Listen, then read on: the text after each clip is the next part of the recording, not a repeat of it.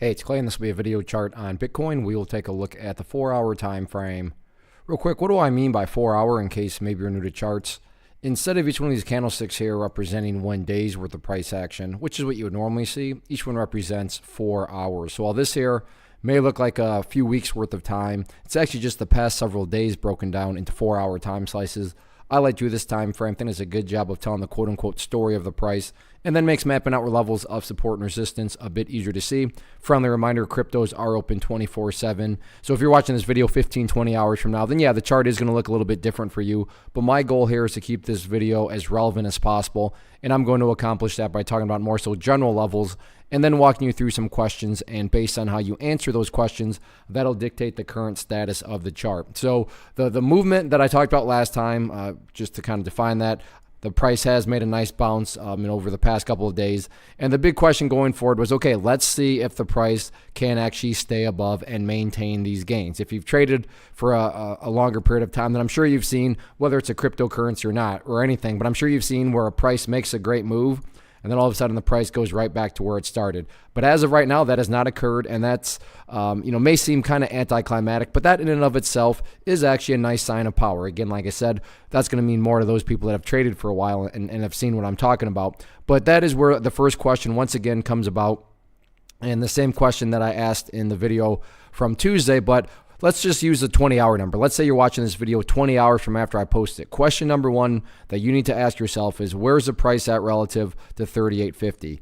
As long as you're answering the question that the price is up above there, then that means that the progress has been made. Because technically speaking, and I'm not saying this will be the case, but the price could be down somewhere right around here. But if you stop and think about it, if the price were to still turn itself back up around, at that point you would still have a set of lows right there. You'd have those lows right there, and if you envision each of those as stair steps, you still got stair steps progressing in the upwards direction. Again, I'm not saying the price is headed down to that area.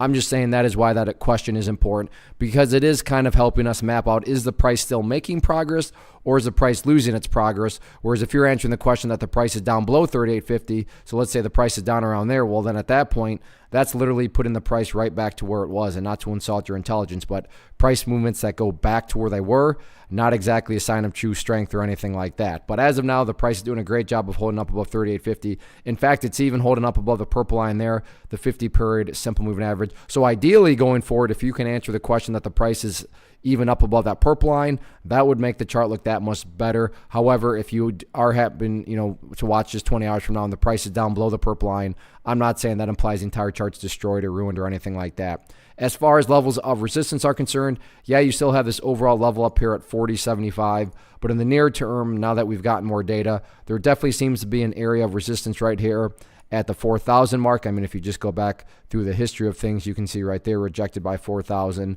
and then over the past 24 hours, once again rejected by 4,000. Then you just factor in that 4,000, that big round number. It makes sense why the price is struggling to get up above there. But now, for you watching this video 20 hours from now and you're answering the question, hey, the price is actually up above 4,000. Well, that's just telling you that the chart is now getting a bullish breakout, and that would be a bullish status at that point. So all in all, walk yourself through those questions, and that'll keep this video and chart relevant for as long as possible. One of the biggest questions that I get is, hey Clay, how do you find the stocks that you trade? So what I've done is put together a free resource guide where I talk about the tools that I use to locate stocks that I find interesting and think may have potential. So if that sounds like something that could add value to you as a trader, then click on the image that is up on the screen right now, and I will email you the guide. The guide itself is very short and to the point, and best part, it's completely free. Thanks for watching the video. Let me know if you have any questions.